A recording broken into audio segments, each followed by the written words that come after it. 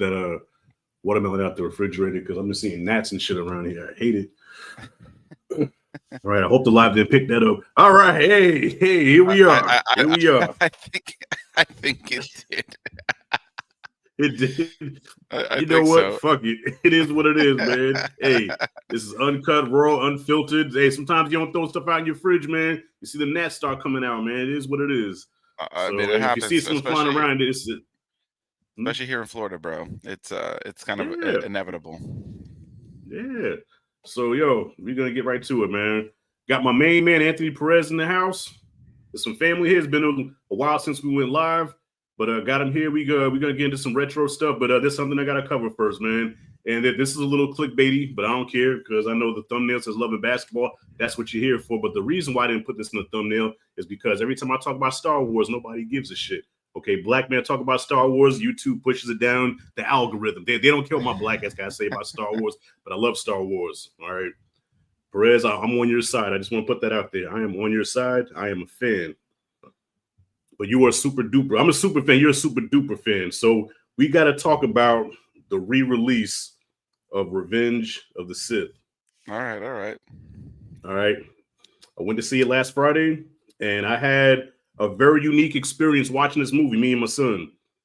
And I say it was a unique experience because I saw it twice when it first released, and I loved it. Most epic thing ever. You know what I'm saying? And I've loved it over the years ever since. But we sat down, the Star Wars crawl comes up. Usually people clap. Nobody clapped. That's okay. This is an old movie. I don't expect it. It was a lot of people in there too, bro. It was almost a packed house. My heart was full. I'm like, people still love Star Wars. I love it.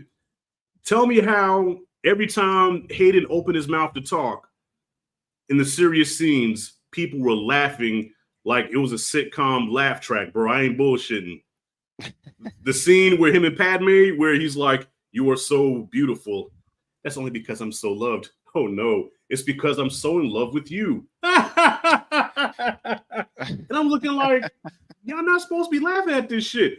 Bro, they was laughing at that. They laughed when Sidious was fighting Mace Windu, and he was making them faces when he was, you know. They laughed when Anakin choked out Padme. They laughed when I got the high ground scene. Like, dog, it was becoming like an unintentional comedy where it was like Mystery Science Theater, where right. I feel like people were laughing at it and not really, you know what I mean? And I'm like, dog, it was just, it kind of threw me off a little bit. And I'm like, damn, do people not take this movie seriously anymore? Like, has it aged that bad where people just don't take it seriously? Like, okay, what was your experience watching this again, bro? So the first time I saw it, it was I saw it kind of early on that first night that it dropped on Thursday. I saw like the first screening was like 3 p.m. or something, and it wasn't a lot of people in there. There was a few people dressed up in like as Anakin and stuff like that. A few lightsabers in the theater, but yeah, you know.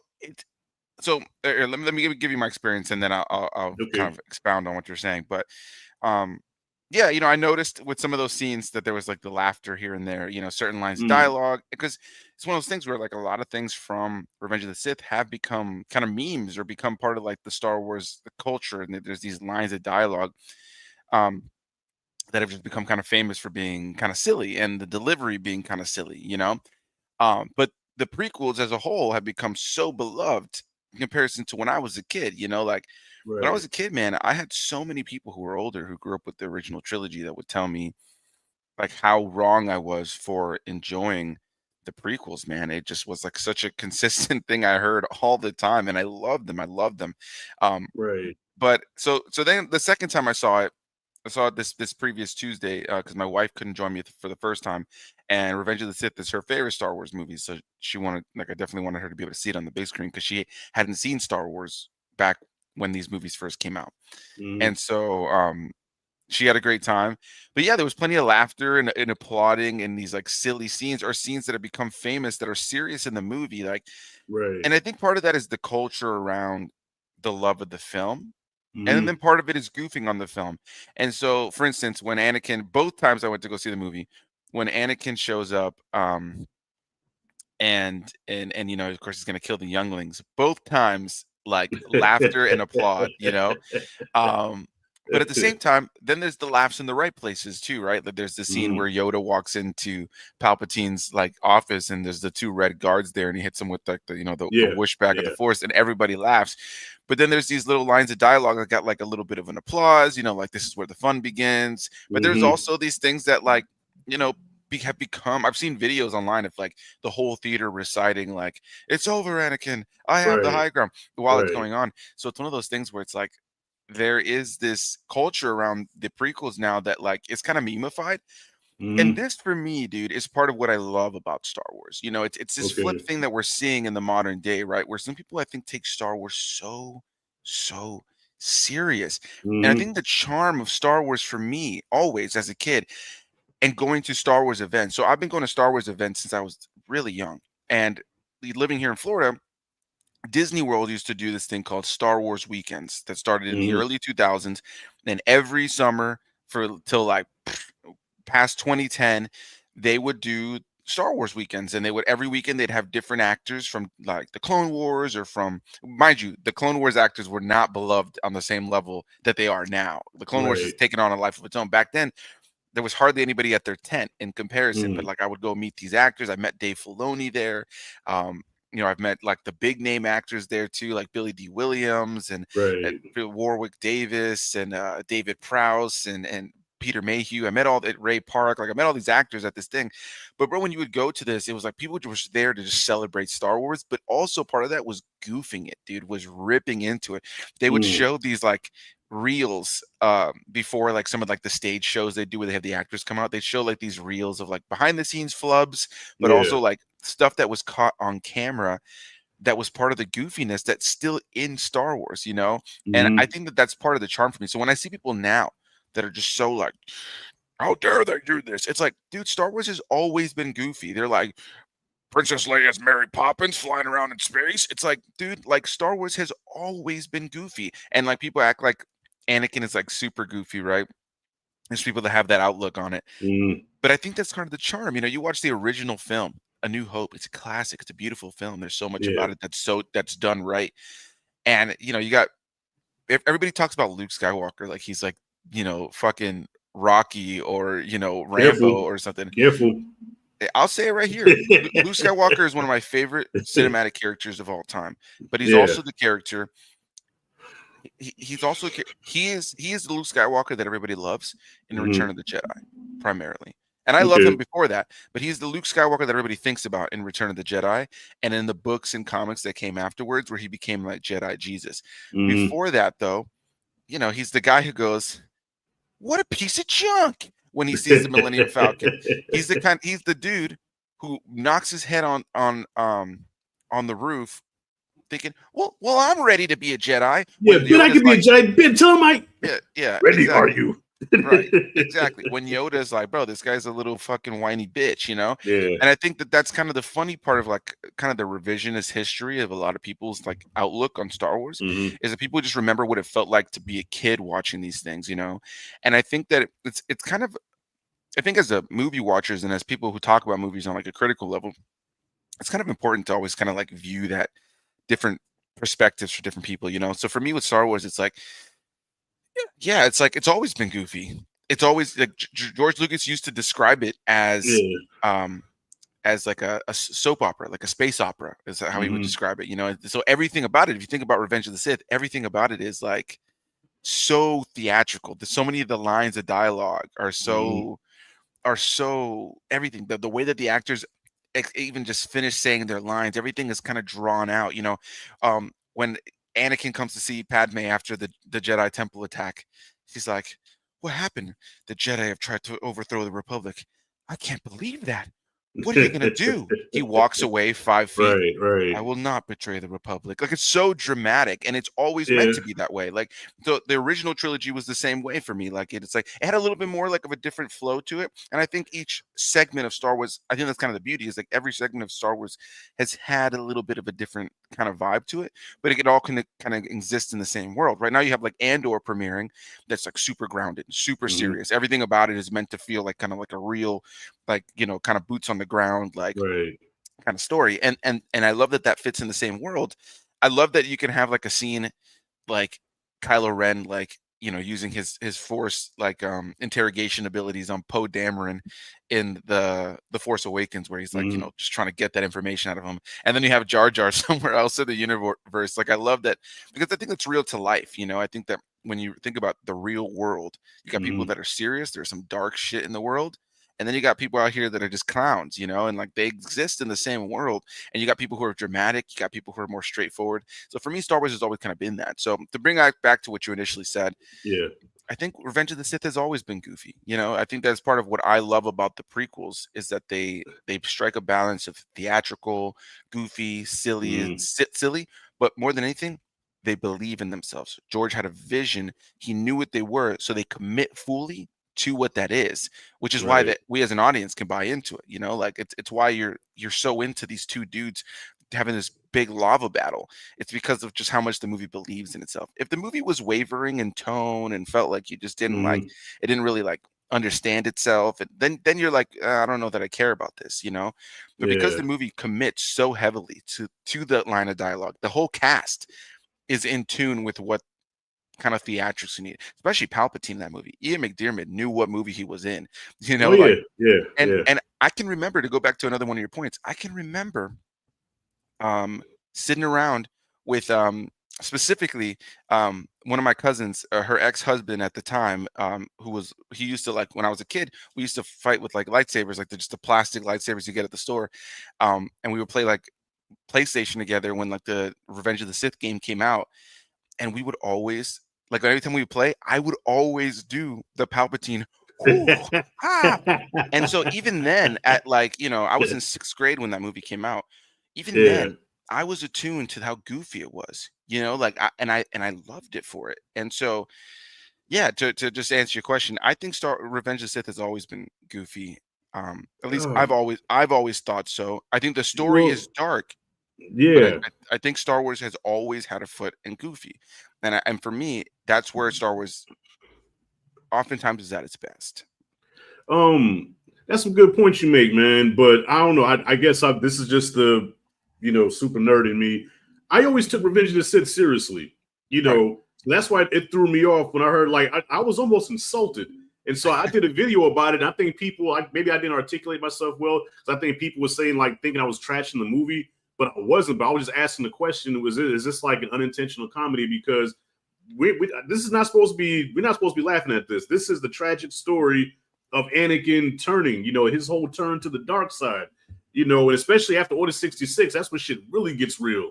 But now that you say that, bro, yeah, I do think there was always that element of tongue in cheek, kind of slapstick a little bit almost in these movies, even with the stormtrooper hitting his head in the first movie Right. that Right. George kept in there and stuff. Yeah. But I don't know, but it's something about those first three movies that, even though it did kind of have those goofy elements to it, people still really, you know what I'm saying? It Like, was because okay, it was like it for was new, it was new, it was fresh. There wasn't anything like that before, like there was things you right. can kind of point to, like Flash Gordon, or like little things that Mm, were like similar to Star Wars, but there was nothing like Star Wars at the time. So it was fresh, it was new, and the right. story and the music and all those things resonate, the characters. But you enjoyed those goofy elements, Yeah. I think if you included certain things that were mistakes in the original trilogy that got left in, like the stormtrooper hitting his head, or Mm-hmm. in the original film when you have was it General, I'm struggling to remember right now, but at the end of the movie when they bring the Death Star plans Mm. to Yavin, you have General Dodanin, the old gentleman with the white beard.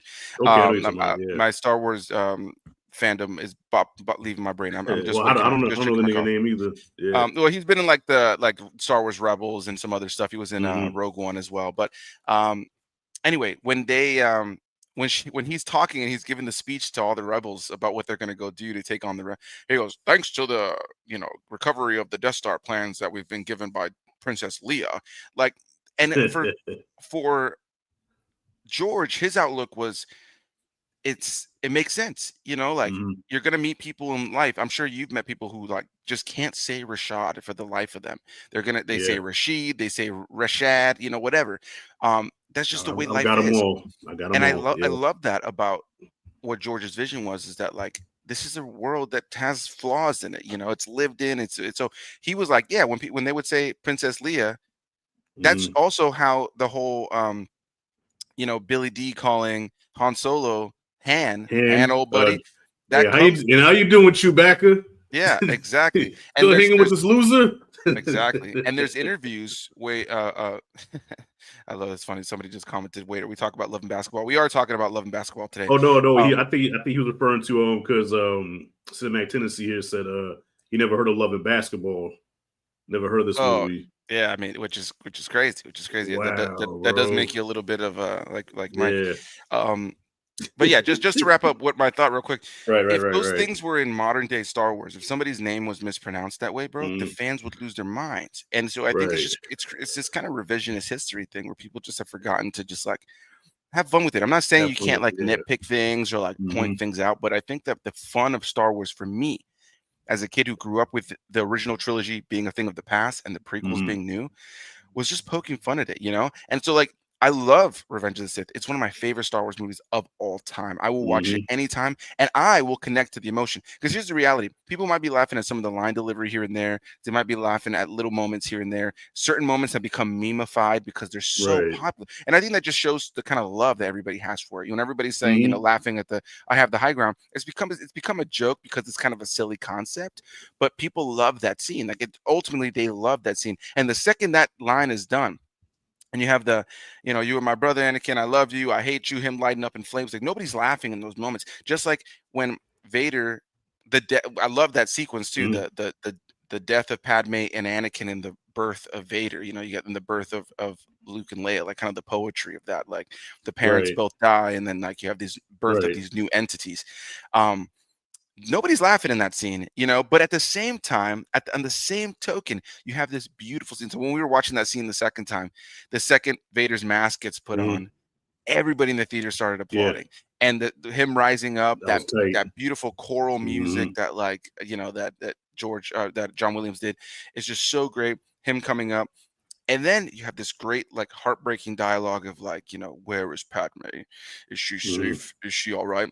All that whole thing. But then on the same token, part of I think the charm of it, and some people hate it, but I think part of why people love it is that you can have something so self-serious, something that believes in itself so much, and going right back to that soap opera element. No. No, Yeah. it's Yeah. so Yeah. dramatic, but there's Yeah. something about it that's almost like Shakespearean, and I It think that that's works. part It of works. Yeah. yeah, that's something I Hmm. love about Star Wars. So when I see people like dog on that, I just think like George's vision for what the original six Star Wars films was goofy. It always was. So when people watch like the Clone Wars and they're like, oh, there's some goofiness in here, it's like it just that's what George wanted. Like Right. he made this franchise to be goofy. Now he had serious stories and serious characters, but he made it to be goofy. He wanted it to be something Yeah. that could be enjoyed by kids and adults.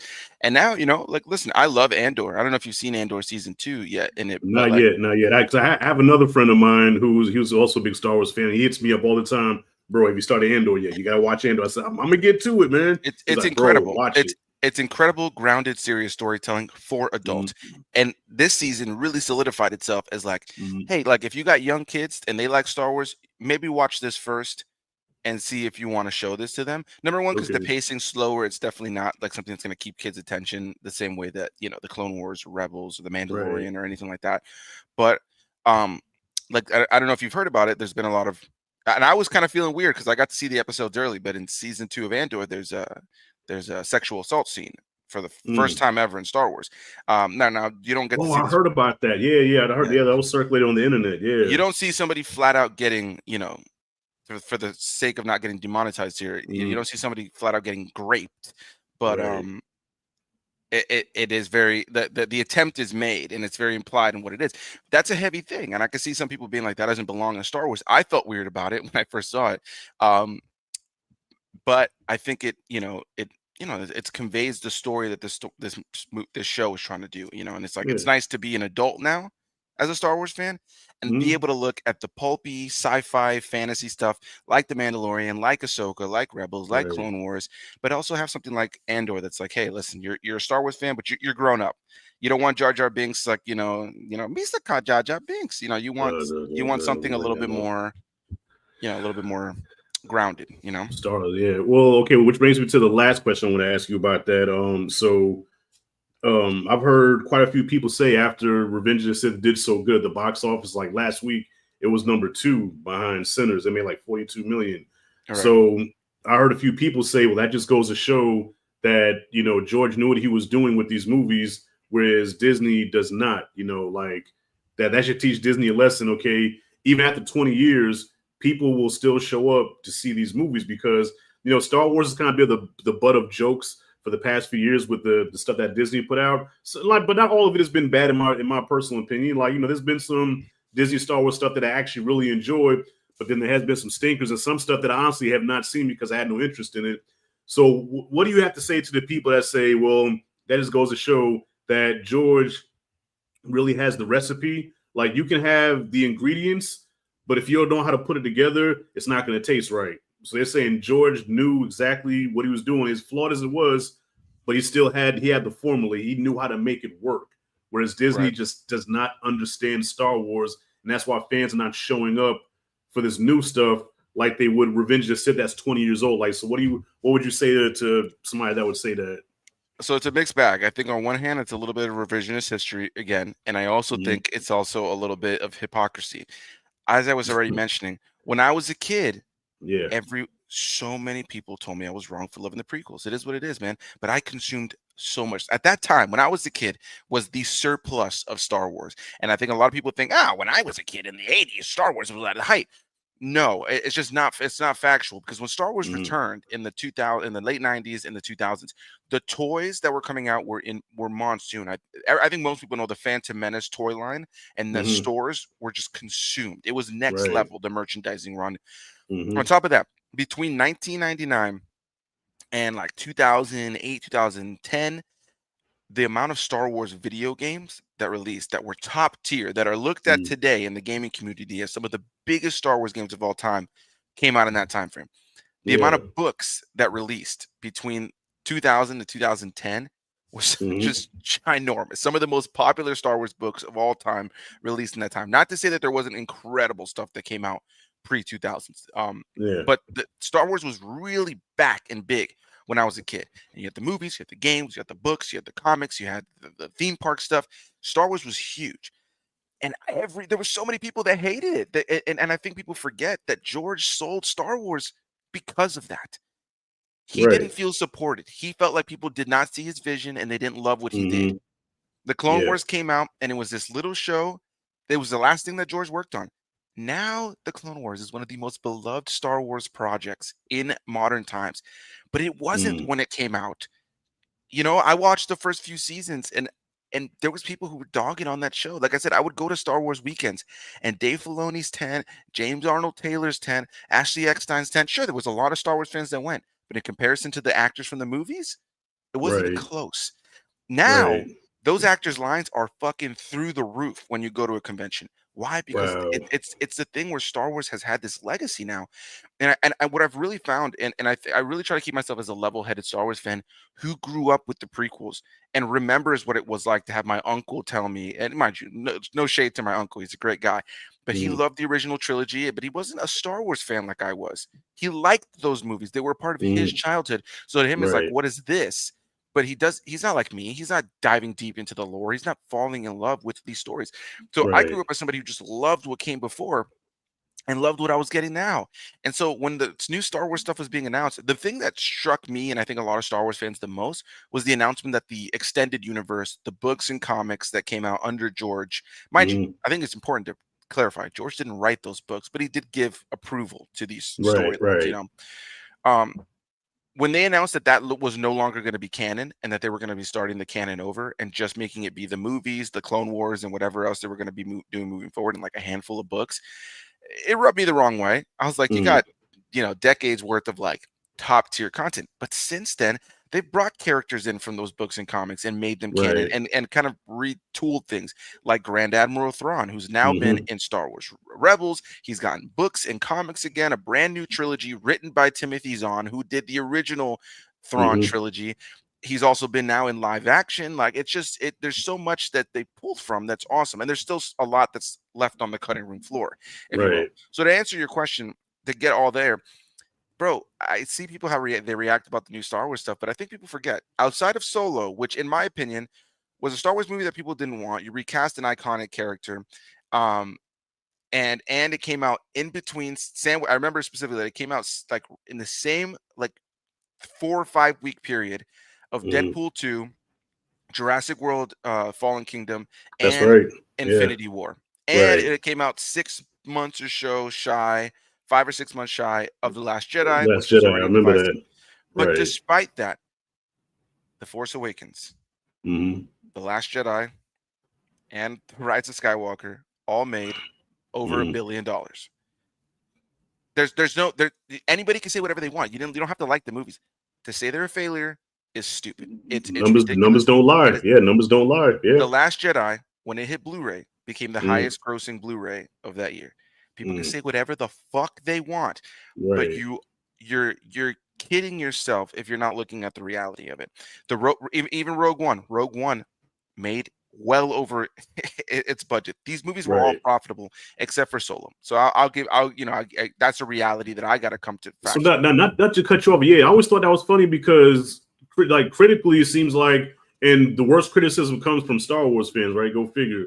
Because you know, like yeah, the worst criticism comes from Star Wars fans. So critically, those movies are panned, right? But at the same time, like you said, the numbers don't lie. Like you look at the box office receipts, it says opposite.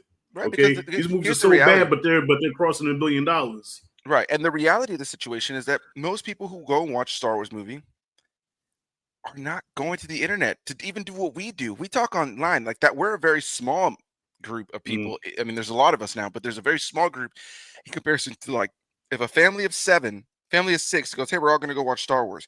You got grandma, you got grandpa, you got little Jimmy, you got mom, you got dad. It's very likely that majority of those people are not going to Rotten Tomatoes, to IMDb, to even right. Letterbox, to Facebook, anything. They're going to watch the movie, they're going to have their opinion, and they're going to go home and wash their ass and go to sleep. It just is what it is.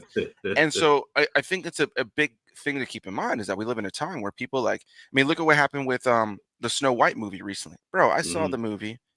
I'm not like a Rachel Zegler fan. I'm not out here like, whoo, Gal Gadot. Like, no, none of that. right. I saw the movie as a fan of the original film, as a Disney fan. You know, I'm a Disney fan. Mhm, I could easily be that one person who's like, this just ruined my child. No, bro. I saw the movie. It's harmless. It's not a bad right. movie.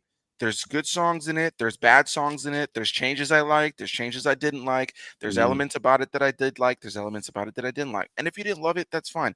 People are talking it's like one of the worst movies ever made, giving it half stars, this, that. If you go on Letterboxd, it's got such a low score. And if you go anywhere else, it was wow. clearly review bombed because people just had an agenda against the main Mhm, actors. And I think we're just seeing that more and more. Like we're like, when The Last Jedi came out, it had over a 90% with critics, you know? But I yeah, think with Star Wars fans, and including myself, when I went to see The Last Jedi, the amount of theories that I had either read or taken on to myself or made up yeah, myself yeah. between The Force Awakens and The Last Jedi was unreal. And I think some people really struggle with the notion of they don't get what they envisioned. And Mhm, as somebody who talks about movies online, I've made it a point, man, to really find a place of like what I hope to expect or hope to see and what right. we get because I think that it's just like I think that going back to what you're saying before that what your original question was I think we've gotten way more good in the modern day Star Wars than not. Listen, let's put the Mm, acolyte out. Let's put the acolyte aside. Sure, that was a low point. Even right. something like in the animation world, Star Wars Resistance, that was kind of a low point. You know, those for me weren't the worst thing I could ever watch, Mhm. but they definitely in the world of Star Wars were like low point storytelling. I would throw Book of Boba Fett in there too. I did not like Book of Boba And Fett. and sure, I've seen that one Yeah, tossed in there a lot of times too. I yeah. had fun with Book of Boba Fett. I think it was, I have my criticisms that ultimately it became The Mandalorian Mm, 2.0. Like the best episodes were when it was The Mandalorian. I think that they did some choices that ultimately didn't make Boba Fett it didn't make the Boba Fett show, But with that yeah, said, yeah. bro, I enjoyed a lot about that show enough to say that I enjoyed it. Like, mind you, maybe my opinion of it is a little bit more positive just because I Mm, love this world and I'm down to be in it for yeah, whatever. yeah. Listen, But with and that, you know what? Like, I know we fuck with you a lot, but but I get it because listen, to me, Rocky can do no wrong. You know what I'm saying? I right, love Rocky. I love that universe. So even a movie like Rocky 5 that you can pick that movie apart to the bones, you know. And I will even admit, like, yeah, it's not really good, but it's Rocky, so I fuck with it. I could quote Rocky 5 damn near from beginning to end. That's how much I watched it, but it's not a really good movie. But I just have a bias in, so I understand your love is the dog. Nobody loves Star Wars as much as you that I know of. You know what I'm saying? To me, in my book, you are like the ultimate super fan. You know, so I can understand why if I'd be like, man, this times me and Q would be like, that shit was trash. It's like, man, Perez like that shit. He like everything fucking Star Wars, man. You know, but I get it though, man. I get it. Right. Well, it's funny because like when the Acolyte came out, right? I did my review for the first 4 episodes because that's what I was sent early. And man, I got called a Disney shill. I was getting roasted in the comments like crazy. Mind you, though, I saw those first 4 episodes, and the last thing that I saw, having been sent, mind you, people hadn't seen this yet. I was already getting called a shill from the first episode. The last thing I saw was the episode with all those Jedi's lightsabers sparked up, going towards the stranger, and him pushing them all back, and then it going to credits. That's what they left me with the early episodes I got. So of course, when I do my review, I'm like, dude, this guy's potential to be fucking awesome. And when I did my full review, I had a lot of people commenting that this is a pretty fair review because I ultimately was like, you know, like it just didn't it kind of petered out as we got closer to the end. Like it just kind of fell apart, and the story just it didn't feel consequential. There was things I liked, the action, some of the visuals, the costume design, the set design. I'm always gonna give props where props is due. Like people saying something like this is absolutely outright terrible. It's like, bro, let me show you and me watch a lot of movies. We can give people some movies that are like, bro, this is like everything about it is bad. The acting, the performances, the locations, the costumes, the blood, the gore, the camera work, everything. If everything about it is bad. I look at something like The Acolyte and I go, the story was weak, but the production value was top tier. There were some great performances in it, some cool characters. It just didn't work out. But outside of that, right? Outside of that lower tier thing, The Mandalorian, just whatever, maybe Mandalorian season 3 wasn't as good, but the first 2 seasons of Mandalorian are some of the best modern day Star Wars. In the video game world, the 2 Jedi games, there's been Jedi Fallen Order and Survivor. I know you're not really a gamer, but if you look up any of the cutscenes of that game, bro, it is cinematic. It's gorgeous. The main character of that game, Cal Kestis, played by Cameron Monaghan, is easily one of the best Jedi characters in modern day. And you get to play as him. You get to play the game as him, and there's the great fun combat. But so it's easily some of the best Force and lightsaber combat in any game that we've ever gotten. And the story is awesome. It's both of those games have great stories. They're not looked at it the same way because, of course, they're video games versus like the movies or TV where more people can consume it. But outside of that, I got you a few years ago to watch the animated stuff. I remember you were a little slow to Clone Wars at first, but you eventually fell in love with it. And I think that last season that they came back with, those last 4 episodes in particular, was epic. Star Wars Rebels, for me, is the best Star Wars show to date. I think that there's some of the best Star Wars in that show. Some of my favorite stuff, I was just talking to my wife about it. The season finale of season 2 of Star Wars Rebels, where you got Darth Maul showing up, Vader meeting Ahsoka for the first time, that whole scene where she slices half of his mask open. You got the Inquisitors in your mix. You got Kanan getting blinded. Like all of that was just like epic, bro. Like there's so many great pieces of Star Wars in Star Wars Rebels. You know, like I just think when I look at like the last like 10 years of Star Wars, I've enjoyed way more of it than I haven't. And if I have gripes, I'm not losing sleep about it. Some people are like, Disney's ruining my childhood. It's like, bro, like I just like yesterday, early this week when I went to go see Revenge of the Sith, there was a guy next to me in the urinal after the movie was over, and he goes, I had a lot of fun watching that. He was saying to his friend, he goes, but I remember it looking better. And I think that is a key factor. I think there's a lot of Star Wars fans who remember what it felt like, who remember what it was like, but they haven't revisited it in a long time. They aren't as attuned to it. So they see something new that they're like a little bit hit or miss on. And I do think that audiences' expectations have become a little unrealistic. You know, you see it with everything, every franchise, everything is the worst or the best. It's so ridiculous. I just don't subscribe to that mentality because it's that situation where it's like, if you look at what you love from the past, you're going to find flaws. Look, I think Predator is one of the coolest action movies of the 80s. Here we go. But that special effect today that was amazing at the time for the camouflage of the Predator looks terrible. Like it just does. But I'm comparing that to modern day CGI when you see a Predator where it Right. looks fucking impressive. And despite that, though, I still think Predator is one of the best fucking movies of its time. And so I think that that's an important distinction. It's like keeping in mind that things age, man. Things age, and that's part of the Mhm. charm, you know. And so to end my thoughts here on the modern day Star Wars, Okay. what I'll say is like I see the conversation all the time that like these movies won't have the same legacy. I frequent the Disney parks pretty often, and at Hollywood Studios, there is Galaxy's Edge. It's the Star Wars section. People say that that stuff is like nobody cares about Disney Star Wars, blah blah blah. Bro, every time I go to Galaxy's Edge, and I've been to Galaxy's Edge in California as well.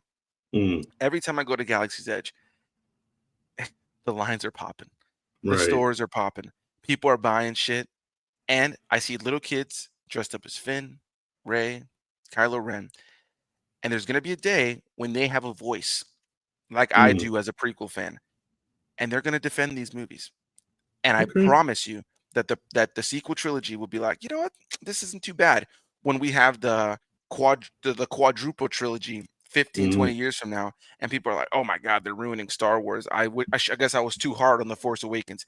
I already see it happening, and it seems like it's a cyclical thing people just got to go through with Star Wars because it's so generational.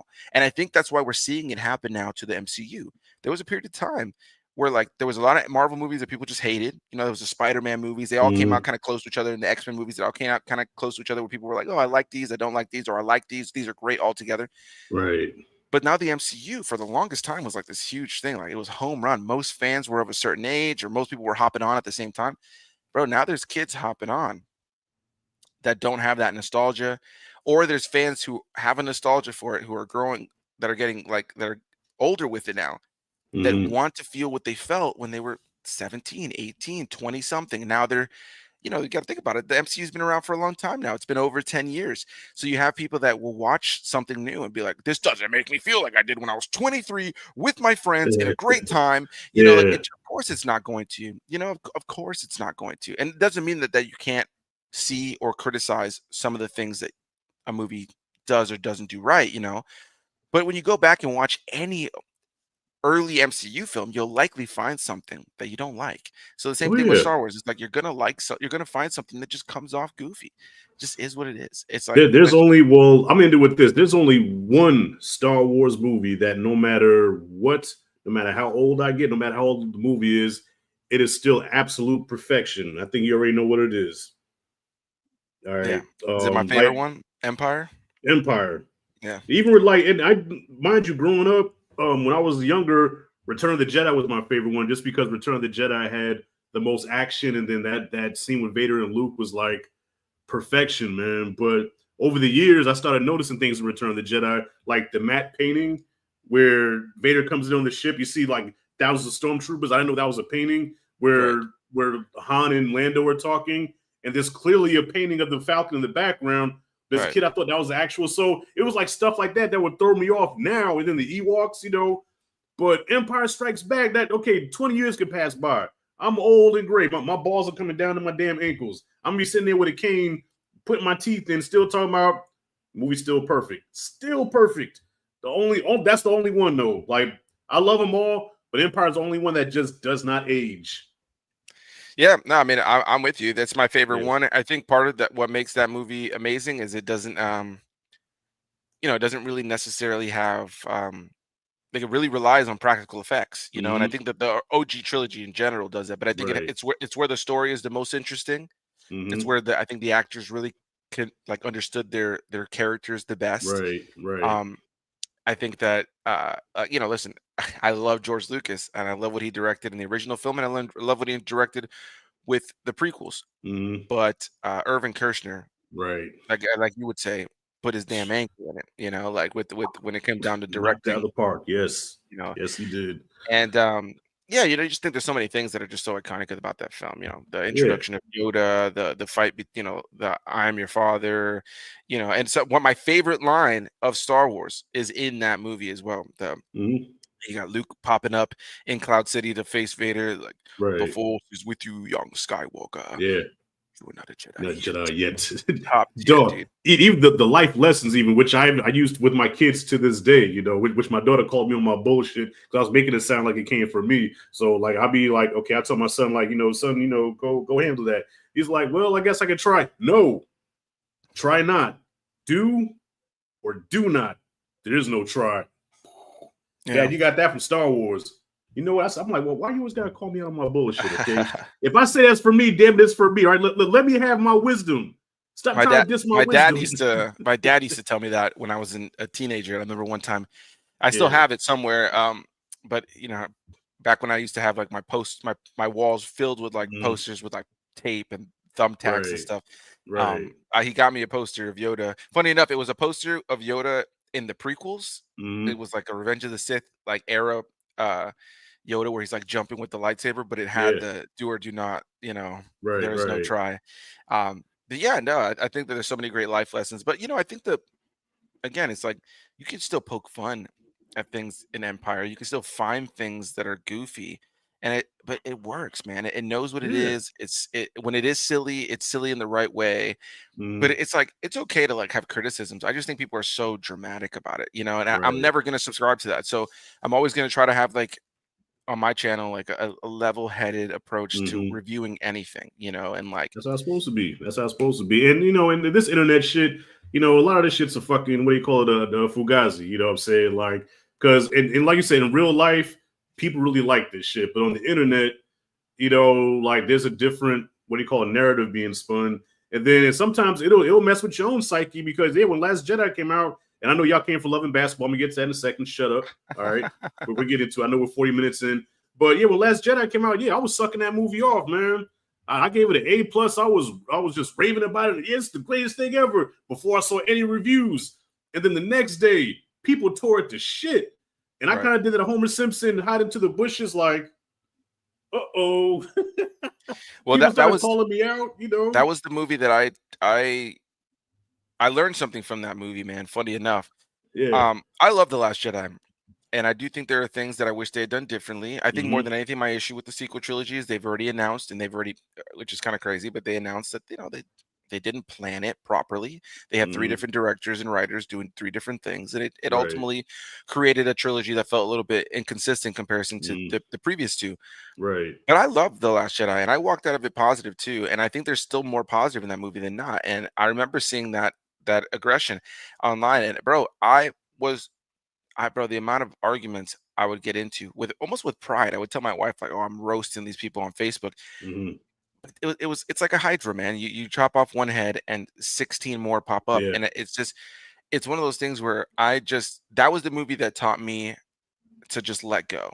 And Hmm. I think I was an important lesson to have a year or two before I started my YouTube channel because I think when you're talking about movies, it's important to recognize that the people are just gonna have different takes, and that doesn't make your take wrong. You know, like Right. like sure, some people can be egregious. Like obviously, I think that I don't like the idea of being so dramatic, but I think at the end of the day, you know, it's just like don't.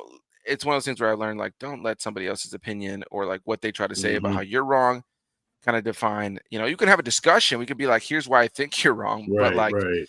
um, I think it's just like important to just like kind of stand by what you like about Hmm. something, but that also opens the door to the idea that you might watch something and like it more or like it less. That Yeah. happens, you know. Like recently, kind of changed the subject a little bit, but recently I rewatched Companion.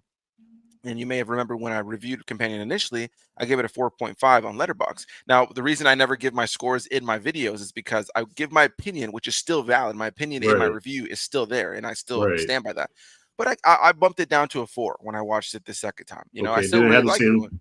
Okay. I still really liked it. There was just some things that like felt a little bit more hollow to me than it did the first time I watched it. There was Hmm. still a couple of elements that I didn't love as much, but it was a minor tuk. But like, and Right. sometimes it's a minor tuk, or sometimes it's a minor tuk. You know, like it just Hmm. depends on the day, depends on how I'm feeling something. It depends on like, you know, where my headspace is at. I think that's an important distinction to have with movies too, you know. And like we're about to talk about a movie, you know, that's Hmm. Perfect it's segue. you know Yeah. it's aged and it's aged in some ways and it's also got a charm to it. It's got a Oh. it's a movie of a certain time, that has like a specific vibe that you just don't see in movies these days. In some Yeah. ways, some people might look at it and be like, "This is aged." In another way, some people might look at it and be like, "Oh, this is the way movies should be made." You know. I So yeah. lean towards the latter. So yeah, well, perfect segue, man. Yeah. So 44 minutes later, we're finally talking about. I think I'm gonna change the title when we're done. I think I'm gonna change the thumbnail and the title because I can hear people now. You're supposed to be loving basketball, man. They don't talk about that shit till about an hour into the stream, motherfucker. Clickbaiting ass nigga. Hey, I'm sorry, man. You know, but we had to get that off our chest, man. We're passionate Star Wars fans.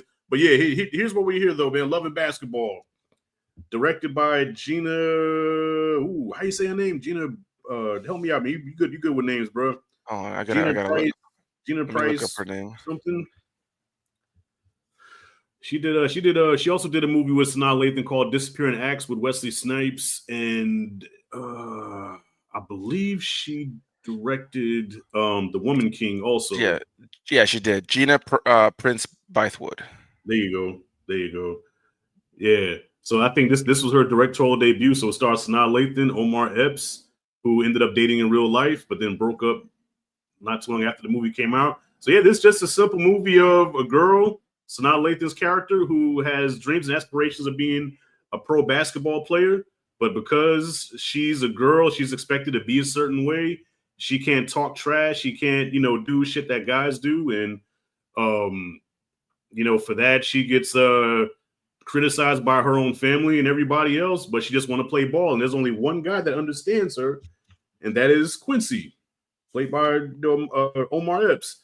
And to me, this movie, I think it aged beautifully. I don't think it aged bad at all. Like, you watch some movies, you say this is a product of its time. I don't think it is. I think this is timeless. And I'll what you say, like, movies should be made like this. I think now movies try to be too something. I don't know. They try to be too artsy, too flashy, too something. You know what I'm saying? If you tell a simple story with good characters, good acting, something that's relatable and grounded, people will dig it. And originals. I think this is original as well because there's not too many movies like Love and Basketball. And we disagree because I called it a chick flick, which I still think it is. You say it's not. But the only reason I say that, bro, is because at the time I was in college. So I was into stuff like Fight Club and like real guy movies. You know what I'm saying? I'm like, Love and Basketball. I ain't watching that shit. Then my little sister, shout out to my sister Nikki, she was like, "No, Rashad, it's really good. You have to watch it." So she dragged me to watch it, and I fell in love with the movie. Right. I did. I loved it from the soundtrack. Like I said, the acting, the chemistry between Sanaa Lathan and Omar Epps, I thought really worked. The basketball scenes were believable. How many basketball movies have you watched where you're like, that looks bad? Or you can tell they recycle. Sometimes they recycle the same footage over and over again. Well, okay, you see a person hit a shot, right? And then 2 seconds later, they'll hit the same shot, but it's shown from another angle to make it look like it's a different shot, but it's the same shot they did before. The basketball scenes worked here. Like, to me, everything worked. Like, I don't really have many flaws or any gripes with this movie, really, that I can think of. But I'm gonna give the floor to you, man. Like, what'd you think about Love and Basketball, bro? Yeah, man.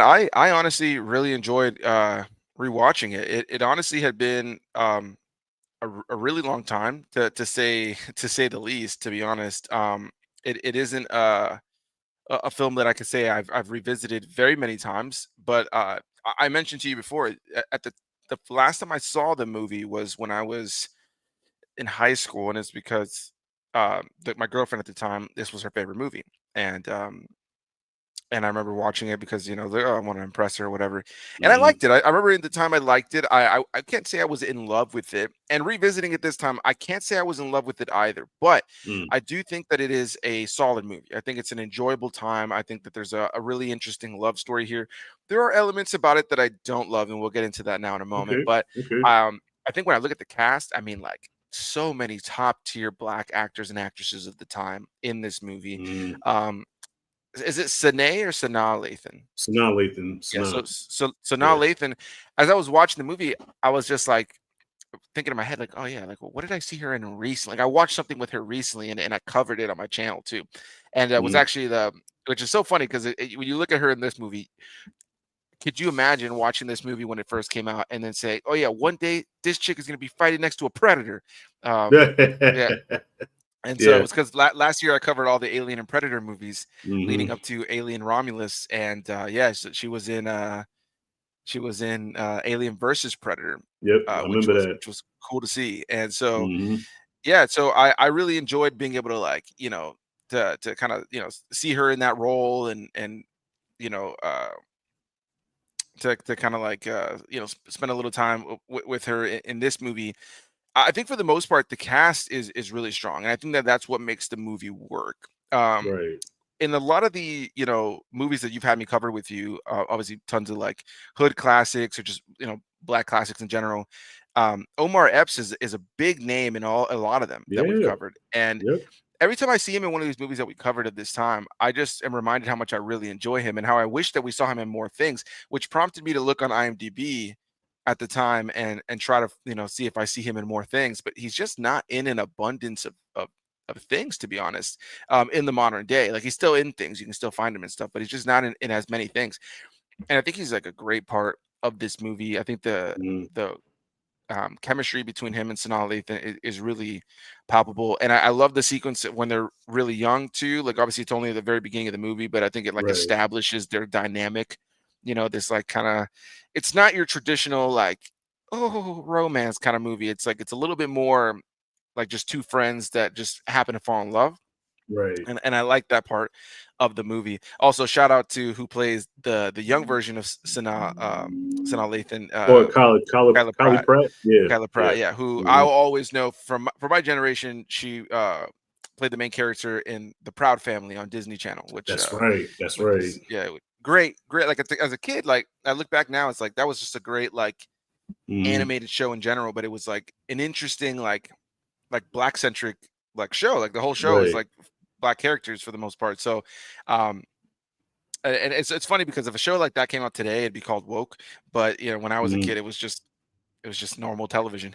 I hate Um that fucking word now. Me Jesus. too. I think it's taken on like the wrong meaning of Yeah, like they took the word and weaponized it, man. You like, know? everything is woke now, dude. Yeah. Like, that's the way I look at it. If anything that would have been done in the past is considered woke today, because it's like, I always think, especially like in the Disney tends to get that often, bro. Hmm. If in the 90s, like, what they got, we got a Mulan, we got Aladdin, like, Hmm. bro, if they did that today, it'd be like, oh, what is this That's woke woke. garbage? Yeah, Listen, exactly. Perez, all I gotta do is say, I like being black. Yo, he's woke. He's woke. All right. What's something wrong being white? I didn't say there's nothing wrong being white. I just like being black. Nah, but we always want to play the victim. I didn't say I was a victim. I just said I like being black. Nah, man, but you woke, man. Up yours with a twirling lawnmower. All All right, right. pretty much, man, pretty much. Yeah. But yeah, no, going back and watching this movie, I honestly really enjoyed it. I will say, I think Quincy is a really frustrating part of this movie, because Mm. at a certain point, when he finds out that we're doing spoilers, right? Yeah. Yeah. Of Yeah, course. when you find out later on in the movie that his dad is cheating on his mom, which, by the way, what's the name of that actor? Uh, Oh, how- the Allstate guy. yeah. Well, it's funny. It's funny because he's known from so many different things now.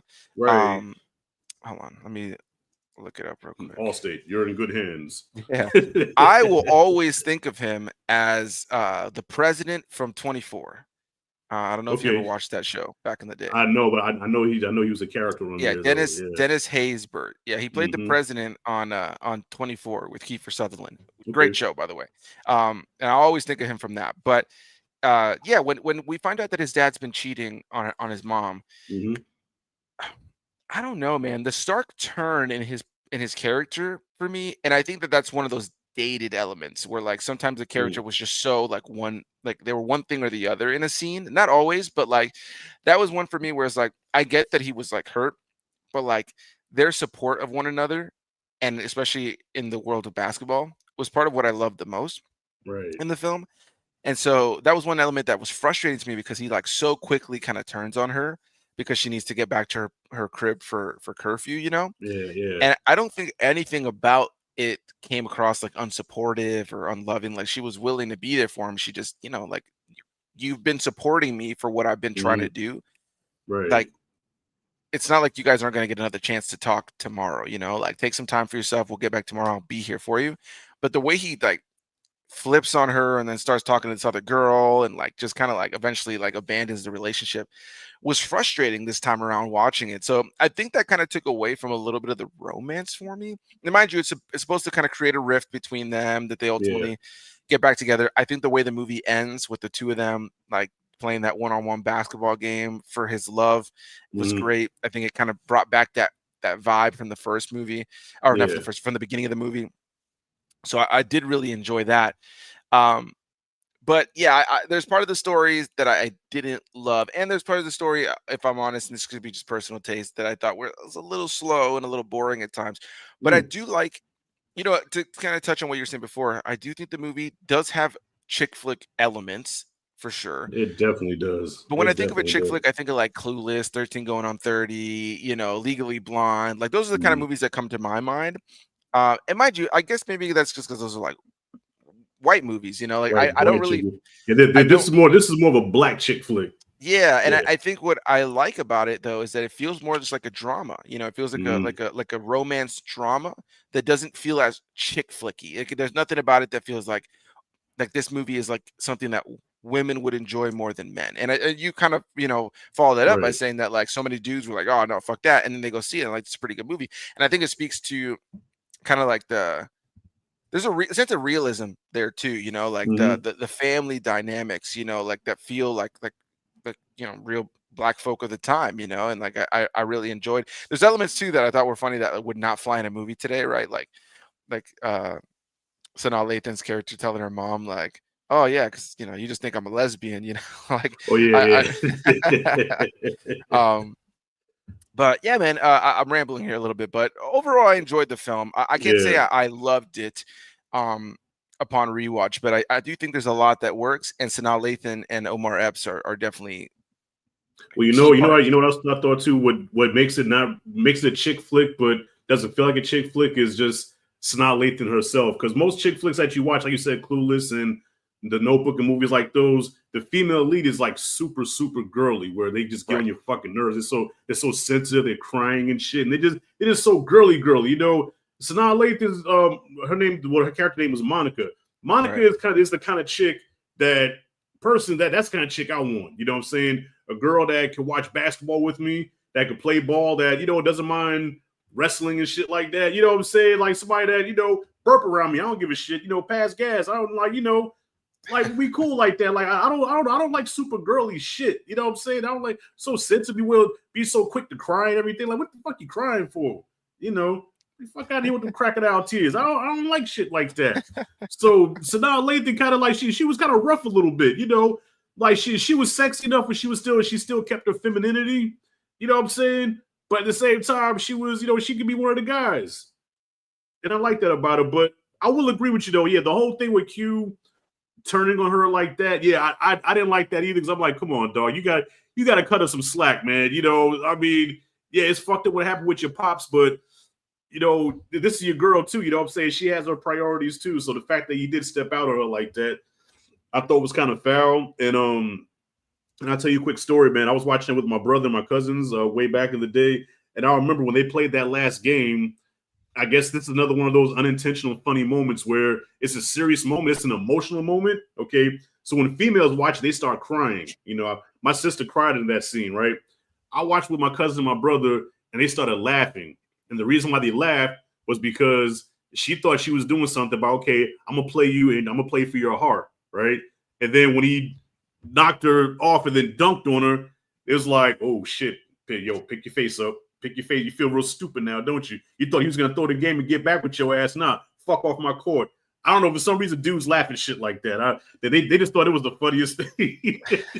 I mean, it is funny for sure, and I think that really again highlights that the performances from Sanaa Lathan and Right, Omar Epps, like right. they sold those moments that really work in the movie, and I think that's Yeah, ultimately, if they didn't work, of course the movie wouldn't movie work for doesn't work. sure. Yeah, Um, yeah. but that's what I liked about it, was that it kind of threw back to the beginning of the movie. That this isn't Hmm. just your traditional like lovey-dovey romance. This is two people that love each other, but there's no need to like impress with like, even Omar Epps. He doesn't have to be this like super gentlemanly kind of like Right. you know romantic, let me get you a bunch of flowers kind of guy. Like Yeah, their relationship and their love for one another is built, far more on just like being friends, and a shared interest of basketball. basketball. Yeah, Yeah. because I don't think if you watch the movie, if you notice, I don't think he ever told her that he loved her. Like if you go back and look at, I don't think that because I was looking for, I don't think there was one time where he actually said I love you. Now she said that she loved him Right. a few times, but you never heard him say it.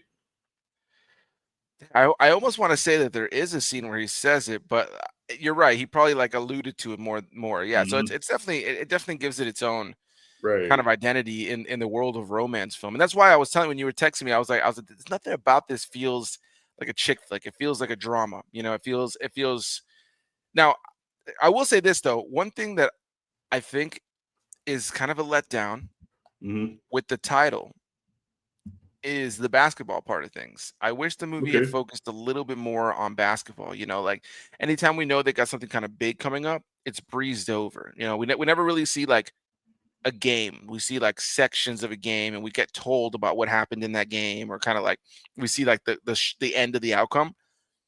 I'm a sucker for a good sports movie, even though I'm not mm-hmm. like a sports fan really. Like I like a good sports Right. movie, and I do. When I was watching the movie, I just kept wishing like that we spent a little bit more time on the Didn't get that basketball part. montage. You didn't get that Teen Wolf montage. It's not even the montage because I think there was a couple sequences where we got to like see them playing a bunch, but there's Right. like, it never felt like we were like, I wish that like a game, at least one game in the movie had kind of like been built to like, like or we're gonna watch Well, this game. there was that game where, and I thought it was shot brilliantly too, where remember she was having that self monologue with herself. I Right, think it was the championship game where the college scout was there, and it right, was showing like her POV. I thought that was good because like it puts you in her mind, the mind of a right, point guard, and how a point guard thinks. So I like, yeah, they don't show like a whole game or like a build up to a big game, but when you do see the basketball scenes, I think they were more effective than most basketball movies because, like I said, that moment, like they're showing you, okay, this is what a point guard thinks. This is how right, they move. This is how their fast reflexes are. You know what I'm saying? right, right, And it was heartbreaking because, of course, spoiler, they lose the game, and right. you see her on the bench crying. And even the stuff with Q where he injures himself. You know what I'm saying? Like that was a real pivotal moment because he'll never play ball again. And that was kind of heartbreaking to see that. So I thought, I mean, to me, I can kind of agree with you. Like there is no like big basketball moment, but the basketball stuff does work just because of how real it was, how grounded it was. It wasn't like over the top, like Right. like I just said that with that part where you see the guy shoot, and the next scene, it's the same shot but from another angle. Or how Right. many times you see somebody right where they start to jump and then it cuts to them dunking the basketball, knowing damn well that they didn't perform that stunt. You know what I Right. mean? Right. Yeah. Yeah. So it's just so many cheesy basketball shit that I'm glad they didn't put in this movie. Like we see Monica crossing somebody, she's really crossing somebody. All Behind right. the back passes, all that shit, like it's all right there. It's organic. You know what I mean? Yeah, no, for sure. And definitely my criticism is not to say that the basketball stuff is bad. I Yeah. enjoyed it. I just wanted more of it, especially since it's in Right. the title. It's like basketball is a big part of the movie, but it Mm-hmm. feels like we're seeing like sections of games. And I'm not saying I needed Right. like a full game play out in like a Mm-hmm. 20-minute sequence or something, but it just felt like it felt like more. Of course, the movie's a romance first. It's called Love Right. and Basketball. It's not called Right. Basketball and Love, but um it's one of those things where, like, as the movie was playing out, I was like, "Oh, man, I wish we just spent a little bit more time on the court," instead of, Mm-hmm. like, some of these just, like, little I don't know. I think my biggest struggle with the movie, genuinely, that took it kinda down a notch for me is Mm-hmm. really that relationship between, Quincy and And Monica Monica. Mm-hmm. after he finds out his dad is cheating, because I just feel like at that point, I just I could understand if he became distant. Right. She's trying to get to him. He's like wants to be alone. He's kind of like, Mm-hmm. because he just feels like just distraught by he can't be there for her because he can't be there for himself, which is what the Yeah. movie does, right? Like it doesn't not do that. But him like being a dick to her, Yeah. being like my dad's a cheater, so now I'm going to cheat on you because it's Mm-hmm. it's like that part of it I just don't like, my brain doesn't compute Yeah. that part of like that doesn't Yeah. make sense as like a like now, mind you, my parents have been divorced since I was a kid, so I never really had like that like loving at home parent dynamic. Right, right. But I'm a married man now, and even when I was with my girl before, it's like I can't imagine finding out my dad was like cheating on my mom and then being like, well, I'm gonna do the same. Like Yeah, it just seems so weird. And Monica was there for him all the way up to that point, and even then, and just because she has like curfew for the thing that she's been working for her right. whole life, that he's been by her side, it just felt like such a quick turn that it was almost hard to buy into, and it took away from a little bit of that romance. So then, then you got Tyra Banks showing up at the end with her terrible acting, and it was just like, Like Tyra, hey, that was a callback to Higher Learning, right? yeah, right, yeah, Yes, exactly. remember Omar Epps said there was a couple of Higher Learning. Yeah. Which another movie. Like again, it's like, man, like the more we've watched these movies for your channel, mhm, Omar Epps is just one of those actors like I've really enjoyed, seeing in like these mhm. old school movies that like again it just makes you think like, man, why is he not in more things today?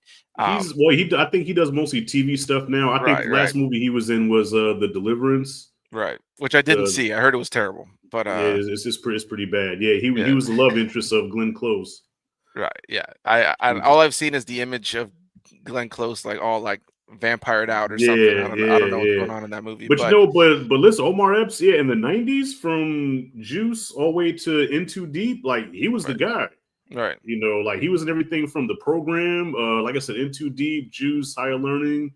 right, Yeah, he was the '90s golden boy, just about. You know what I mean? right, And right. then when the 2000s came, when like the hood movies kind of died out, kind of like the black exploitation era, he kind of died out with it, and you would Right. just see him on TV here and there. But he's a dope actor. Yeah, he's great, and I wish we Yeah, saw him in more things. So I do think that those moments with him and Sanaa Lathan work. It's just like, man, that one character turn for me really just right. kind of derailed the movie because I think that there was a different approach to getting to Hmm. that same outcome of them falling apart. Right. And so it's Um, almost like it was used as like a plot device. Like, okay, we have to move the story forward, so let's just abruptly kind of like, okay, right, she wasn't there for curfew, so let's just turn him to the dark side real quick and then reel right. him back in. You Right. know. I just watched a movie last night with my Mm, wife. I'm doing a binge of the How to Train Your Dragon animated okay. movies before the remake, the live action Hmm. remake's about to come out. And so I would just watch the second one for the first time. I don't know. Have you ever seen those movies? I watched the first one. I didn't see the rest of them, but I saw the Gotcha. first So one like a long time ago. yeah, I just rewatched the first one yesterday, which was my first like proper watch of it. It's a really good Hmm. movie. I really loved it. The second one is still a good movie, but the second one has a character that dies at the end for the sake of our main character, kind of like having to take on like Hmm. lead in that moment, like kind of like inspire him to like kind of lead the charge. And it Right. just felt like the death of that character just felt so abrupt, especially with what had come before, that it like kind of left me like it kind of felt like it undercut things. And I felt like they're just like sometimes these movies will just have a moment that feels like it just feels like it has to do something abrupt Right. to get a certain outcome. And my brain instantly thinks of like 15 other things that could have happened. So in the case of this, not to harp on it too much, I just felt Hmm. like the relationship for me, the charm of it, even with the ups and downs in their personal lives, Yeah. was really about the fact that you have two friends who both have a passion for basketball, who aren't like that love each other as friends and aren't looking at it for any sort of superficial reasons. Hmm. Like they're building this relationship off of like we grew up together, we love each other as friends, we support each other's endeavors with basketball, and now we want to, you know, do our part to like, continue to kind of elevate each other. And so for him to like just turn on like not only just like again, not distance himself, that part's okay. But him to like, I think about the scene at the party, he's like essentially trying to show off that Hmm. he's got this other girl. It just felt strange. It felt like just against what the character had done up to that point. And Well, so okay, I'm gonna try to play devil's advocate here. All right, so first we gotta remember it's a college kid. Okay, college kids are stupid. I was one of them. Um, you gotta think Quincy. He had a perfect life growing up. You know what I'm saying? Like, father is a all-star basketball player. His mom is freaking Mary Poppins. You know what I'm saying? He's got right, the perfect life. He's never had to face any kind of adversity. Even in his high school basketball career, he was the star on his team. All the girls loved him. You know what I'm saying? Like, life is grand. Like, I'm the perfect nigga. You know what I'm saying? There's nobody that's greater than me. And then his perfect life gets derailed by when he finds out that his father is not the perfect man that he thought he was, because up until then he worshipped his father, and that was a heartbreaking scene where him and his father are alone, and he's like, how come you couldn't be the man that you try to raise me to be? Right. You know what I mean? That was an emotional moment because this whole time he thought his dad was like Jesus almost. Right. And his dad kind of had a moment like, I'm sorry, I just couldn't. He saw that his dad was a human being, and that fucked him up, And Right. when you're in a situation where everything is going good and your life just takes a turn like that, it messes with your psyche, and then you start lashing out at the people that you love. Like, that's the first people you lash out at when things aren't going your way. And then not only does he deal with the betrayal of his father, but then on the basketball court, now Monica is doing great and I'm like declining. My game is fucking up. I'm not the great player that I was when I got here. And so he lashed out. And I was like, okay, I need a quick fix to make myself feel better. Go get some other ass. You know what I'm saying? Like you start doing all the wrong shit and hurting yourself, because what they say, hurt people are hurt people. Right. You know what I'm saying? And I think that was a situation. He was just hurt, and it's like, okay, I hurt, so I'm gonna make you hurt. I ain't saying it's right, but real human shit, I think it was some authenticity to that. Yeah, and that much I can agree with, right? Like the notion of him like ruining his relationship over it right isn't the problem for me. It's just it's the approach. It's like everything about him like became so like his character felt like he changed like drastically. Like it wasn't even like he was doing things and kind of like looked like he was like hurt within it. He looked and came across just like kind of like he just like he was struggling with it. Yeah, it didn't look like he was struggling with it. It just looked like he was just trying to like hurt her, like maliciously trying to hurt her instead of doing something that was like more for him that ultimately ends up hurting her. Like making a poor choice that ends up hurting her that wasn't meant to maliciously hurt her. It felt like he was going out of his way to malicious, like the way, even though he introduces her to that girl, it's like, oh, this what's her name, like Felicia or something, like this is Felicia, like we're about to go get something to eat, like it was just so like it just felt so like just kind of backwards. But listen, that's my biggest gripe, and unfortunately I do think it kind of makes the last part of the movie not as strong to me, but I do think that the last 10 or 15 minutes of the movie brings it back together, that ultimately makes the movie a solid watch. Again, not something that I love, but something I enjoy. And then talking about other things outside of the story dynamic, there's just that charm to 90s like filmmaking, cinematography, the lighting, the performances, the soundtrack. The soundtrack. The soundtrack is too, like, as well, like a lot of classic hits in there for sure, and just like everything about it just kind of had like a nice vibe to it, And well, what did you think? Not to cut you off, what did you think about the movie being split in quarters? I thought that was brilliant too. I would almost say that was almost like ahead of its time. Like now we have like so many movies you go to the theater, it's like broken up into different chapters or acts or something like that. But there was definitely stuff like that before Love and Basketball, but I think it was an interesting way to kind of build it around the notion of basketball for sure. So I like that part of the movie too. And just overall, like I thought that this was a solid watch. Like can I say that I'm clamoring to rewatch it anytime soon again? Probably not. Would I call it a classic to me? For myself, no, but I do recognize that it is absolutely a classic. Like I think it's a classic basketball film and a classic romance of its time, just in general. But definitely in the genre, which is, it's weird that it is a genre, but like the genre of black films, like I think it's certainly like a standout. Like, oh yeah, like for sure. Like if somebody mentioned Love and Basketball and they told me they've never seen it before, I'd be like, oh man, you're missing out on like a movie that you should at least educate yourself on and check out, Right. That's funny. That's how I feel about I just recently watched The Sandlot for the first time. I know The Sandlot is a very beloved movie, man. Like Mike has been trying to get me for years to watch The Sandlot. Like, bro, what do you think? You need to watch The Sandlot. It's a great movie. And I finally watched it, and like you, I did enjoy it. I was like, okay, cool, but not one that I'm like be like, okay, yeah, this is like a classic. But I understand why it's a classic. And I understand why it's beloved, you know what I'm saying? Right. But nothing that I'm going to be like, all right, well, I'm going to put this in my collection. And something I'm gonna watch on a yearly basis. I'm not gonna do that. So Yeah, I respect that. I haven't seen The Sandlot in many years, but as a kid, man, I watched that movie. I felt like it was that movie and The Little Rascals. I would watch those movies like so often as a kid. Right. And my dad also loved, because mind you, at this time, my dad is still like, I don't really know how old he was, either like late 20s or early 30s when I'm like really young and we're watching like um The Sandlot, and he Yeah. really liked that movie. Like he really liked Right. Benny the Jet. Like he was really into that character. And as a kid, my dad was really into sports too. You know, Right. even when I was a kid, throughout my younger years, my dad's kind of fallen off from sports in modern day.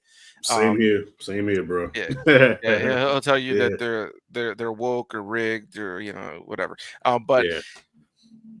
like at the time though, my dad yeah, he loved that movie, and so we would watch it so often. It was one of those movies that like you would just rent. We would rent from Blockbuster or catch on cable TV like all the time. Right. So, yeah, and Love and Basketball was one of those movies I saw on TV all the time. You know, before I had ever seen it, like I was aware of Love and Basketball. Right. So I think it's a movie that like, and I think there's even been rumors of like a remake at some point. We don't need it. Nah, It leave it would alone. Yeah, it leave would it alone. it would not have the same charm or Right. anything like that whatsoever. I think it's definitely in some ways a movie of its time, and just the way it looks and the way it feels, the attire, like some of the music that plays in it. Like, do I think somebody who's young today who's never seen it before would love it the same way that it was loved back then? I don't know. But I do think it has Probably timeless not. elements for sure. Yeah. Yeah. I think there's a cool different. I think more than there's a cool different romance here. There isn't the same wishy-washy, like I'm trying to Right. impress you kind of thing. It feels, I look even look at my relationship with my wife. It's like we were friends for years before even remotely a single romantic thing or cutesy thing was said to one another, Right. and so I think it helped kind of establish things because we were just friends, and then we eventually kind of were realizing that there was feelings being developed, but it was just a friendship at its core. And I think Right. that that's part of what I love about this movie is that like it's a friendship that's supporting each other's like career endeavors and passions that ultimately turns into a romance that again doesn't feel like it's all about lovey-dovey stuff, which is fine. There's a time Yeah. and place for that. Right. But I love that even in the end, despite their time apart, that love still kind of exists. It was basketball that brought them. It was basketball that brought them together. It was basketball that made them fall in love, and it was basketball that when they drifted apart, basketball brought them together. So the title fits perfect. Love and basketball. Right. If it wasn't for that stupid little orange ball, none of this would have happened. Right. Yeah. You know what I mean? I totally agree. Yeah, and Sanaa Lathan, and like I said, Sanaa Lathan, the way she played Monica and the way the character Monica is written, she's not that typical female lead that you would see in a movie like this because Monica was tough. Monica was tough. She did not play with you. You know what I'm saying? Right. If you got a line, she punched you in the arm. She would read you your rights if she needed to. Like I like a woman like that. You know what I'm saying? I don't know, man. Maybe I'm crazy. I like my women kind of rough. I don't know. Maybe I'm crazy. No, I mean, I don't think there's anything wrong. I don't think there's anything wrong with that at all. Yeah. And the first thing I saw Sanaa Lathan in was Alien versus AVP? Predator. It came Wow, out that was the first thing you saw her in? I was a kid when that movie came out. Okay.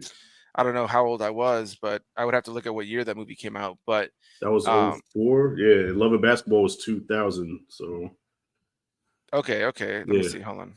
Yeah. But that was a movie that made her though. That was the Well, no, I take it back. Well, before then, she was in a movie called The Wood. Have you ever seen that one? No, I did. I haven't. You're right. So 2004. So I was 11 years old when AVP came out. I was born in 93. So yeah, I was 11 years old. That was the first thing I ever saw her in. And I was like, all right. Like, mind you, my mentality, I think there was probably a lot of people that thought like, what the hell's going on here? Like a predator's teaming up with a human. But at the time, I was like, this is freaking awesome. I was for it because the Predators were never evil, man. Like this, that's the thing people don't realize, man. The Predators were never evil. They're just hunters. You know what I'm saying? So as long as you don't, so think about it. If you watch the first Predator, if none of them had guns, it wouldn't even been a movie. Right, You know what I'm right. saying? The predator only fuck with you if you saw you had a weapon. Now, Yeah. if you had a If he thought weapon you of were a any threat. kind, Yeah. if you was a threat, just like any animal, the predator was never evil. Right, right. Well, Yeah. that's what I mean. Doing my rewatch last year, like it's kind of goofy. Now, I won't lie. I don't really think Mhm. it's a great movie, but Predator 2, that Yeah. whole last sequence where like they kind of have the showdown, and then all the predators show up to kind of give Hmm. them their respects. Right. Yeah, it's like ultimately was like a respect thing. I think he like no he I like that the predator in AVP sees Hmm. Sanaa Lathan's character and is like, oh, You're a you're warrior like competent, me. you're a warrior, Yeah. and I need you to get the hell out of here. So we're gonna Hmm. team up. Hmm. Like, I'm gonna make you a shield. I'm gonna make you a spear, and let's get Right. out of here. But I yeah, know. Hey, look, I think I'm in I the like that minority movie. of people that like that movie, man. I like AVP. I don't I care. love that movie. I I I dug it. honestly Yeah. really enjoy that film, and now we have you know, um, then we got that sequel that was probably not probably, it is the worst movie to come out in both the Alien and Predator franchise, Mm. Alien versus Predator Requiem. I don't know when the Requiem. last Yeah. time you watched that movie was. I watched Holy it once and I was half drunk when I watched dude, it, bro. if you watch that movie Yeah. again today, it is so bad. Like it's not even bad, it's so bad. It makes every Alien and Predator film, even the worst ones, look like cinematic masterpieces. Oh Um wow. and yeah. Um But yeah, anyway, so Sanaa Lathan, that was the first thing I saw her in. Yeah. What was I gonna say? Was I got. Oh, Oh shit! I think we're out of sync here. Dan, can you hear me yeah, good? yeah, I hear you fine. I think there's a little bit of delay. I saw like you Fucking lagging for a second. StreamYard. Yeah, I still hear you. yeah. I knew StreamYard was gonna start fucking up soon. That means it's about time I almost wrap this up, man. StreamYard's fucking up again. But I got a really quick story about Predator 2 though, right? So going to see that packed theater as always, RKO, mostly black crowd. That when all the Predators came out, when they first came out, everybody was like, "Oh shit, this about to get crazy," because we're used to just seeing the one. Then you see all these Predators come out against Danny Glover. We're like, "Yo, it's about to be on, it's about to be on," and then he hands him the gun, and then they all walk away and disappear. And everybody started booing. They said, "Man, what was that? Man, hell nah, y'all tripping, dog. Man, y'all did all that just for y'all to go back in the ship. Man, this movie's stupid." Yeah, people did not like that at all. They hated that. Yeah. Yeah, no, I can only imagine. Honestly, it's funny when I was doing that rewatch, part of it was also not only to cover it here on my channel, but was also to Hmm. show my wife who had never seen these movies before. She's seen like a couple here and there. Um, Yeah. and when we watched that scene when they all showed up, she just started laughing. She was like, she's like, that looks terrible. Mind you, though, like 5 minutes before that, you have the one scene in the franchise where you have the Predator go, motherfucker. Like Yeah. it's so bad, It dude. It's was, like, yeah. Yeah. To me, Predator 2 is a good time, but definitely inferior to the first movie, man. Like there were some decisions they did in that movie where I'm like, that doesn't work at all. yeah, Yeah. agreed. And then casting Danny Glover, I'm like, you got to think he's fresh off of Lethal Weapon. So if you're gonna have somebody go against the Predator, it's not gonna be Riggs's partner that says, "I'm too old for this shit." Hey, Riggs, I got arthritis. That guy's gonna face the Predator, and I'm supposed to believe he can hang with them. And I almost want to say he says I'm too old for this shit in Predator 2 as well. I could be wrong, but I Does feel he? like he says something like that. I don't know. I could be wrong. I could be wrong. Ah, But that movie's he got probably did. bigger problems. It's got bigger problems than Danny Glover for sure. You got freaking you got the Jamaican hoodoo group that's like just so like it's Yeah. so stereotypical. Like everything That was about it is actually just my like favorite. That was my favorite part of the movie, though. With King Willie, the King Willie scene was my favorite part. Like, because that little monologue that he had was sampled so many times in early rap songs. I right. think Ice Cube has an album called The Predator, and he sampled that part when he was like, "There's no stopping what can't be stopped. There's no killing what can't be killed. This thing that's after you and I is from the other side." That's used in a lot of rap songs. So Fair enough. when the Predator jumps down, you see him walking in the water, and when the water splashes up, he kind of becomes visible, like briefly. Yeah. And I don't know, I just that scene to me just was kind of dope. I don't know. Maybe I'm I tripping. there's parts of it that are so like the dialogue is fine, but it's just the way it's all like shot and stuff, and like Yeah. Danny Glover getting in like the car with them, and it's just like filled with smoke. Like it's just so stereotypical that it's just like you can't help but laugh at how goofy it is by today's standards, right? Like, Right, but right. that was just like a thing of like that time, man. Like so many movies Mm-hmm. just did something that was just so theatrical in different Right. ways, and that goes back to our original conversation with like Star Wars, like there's Mm, just some things that are just so goofy yeah. of its time, and you kind of just have to appreciate them, right? Like you Oh don't have to yeah. love them, but you just gotta appreciate them. But yeah, to Facts, quickly, I facts. know you're saying that we're coming to the end of this. Just to quickly wrap up Yeah. my thoughts on Mm, Love and Basketball. A good movie, an enjoyable film, an interesting, different love story that I wish had more basketball in it as well as the love. I hate that right. Quincy turn at the end, but I like the way the movie ends. There's a lot of fantastic actors and actresses that are like top tier black actors and actresses of the time that are in the film, except for Tyra Banks, and it's got a great it's got a great soundtrack.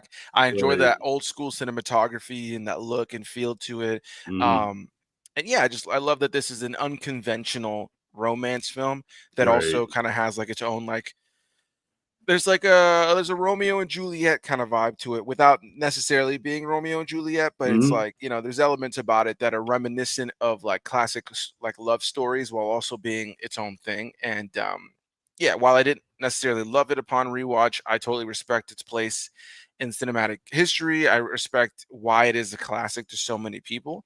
And Okay. I'm sure that had I watched it at a younger age and like connected to it deeper, then I probably would be a lot more in line with it. But this is only the second time I've ever seen it. So, and the first time I Okay. watched it, like I mentioned before, it was just because my girlfriend at the time loved the movie, so I watched it. Well, I was about to say, well, did you watch it with you watch it with Haley? No, I watched it on my own this You this watched it this last solo? time. Okay. Yeah, yeah. Okay. Okay. Because yo, bro, you got me scarred, man. Because ever since you shit on Bustin' Loose, I'm like, man, I'm scared to give you my classics, man. I'm scared because It, when you it's shit on Bustin' Loose, that hurt my feelings, dog. I mean, hey man, it's a tough one. You've had me cover some movies that were like, ah, dude. And you know what's funny though? I will say this, and I said this when we covered Black Dynamite. You having me Mm, watch like a lot of like specific kind of black films from the like 60s and the 70s and the 80s gave right. me such a respect and understanding. So when Black Dynamite comes around and you have like this parody that's Mm-hmm. like making all these references and jokes to certain things, not necessarily that I would put Bustin' Loose in the same like black exploitation genre, but like there was those Yeah. Well, qualities Bustin'. Yeah. that like I'm sorry.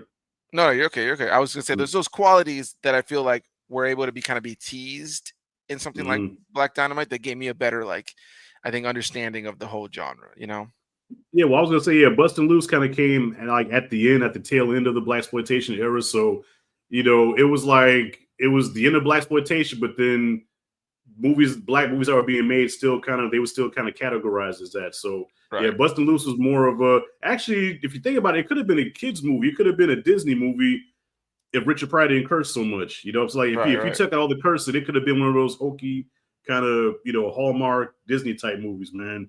Yeah. But Isn't there I was that like scene though? Isn't there that scene though where he's getting followed by all like the KKK? KKK. I was like, I don't know about that in a Disney movie, but I was just that's the part that I remember the most when I think about that Was the movie KKK, yeah. was him It was walking. the way because I say that because there were like really like tender moments that he has where because remember these kids are all troubled, you know what I'm saying? They're all like bad kids, Right. to put it gently, like the power maniac, the Asian girl that was forced into prostitution, you know what I'm saying? These kids were like had some dark problems with them.